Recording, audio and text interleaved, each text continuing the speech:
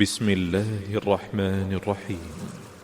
والشمس وضحاها والقمر إذا تلاها والنهار إذا جلاها والليل إذا يغشاها والسماء وما بناها والأرض وما طحاها ونفس وما سواها فألهمها فجورها وتقواها قد أفلح من زكاها وقد خاب من دساها كذبت ثمود بطغواها إذ انبعث أشقاها فقال لهم رسول الله ناقة الله وسقياها فكذبوه فعقروها فدمدم عليهم ربهم بذنبهم فسواها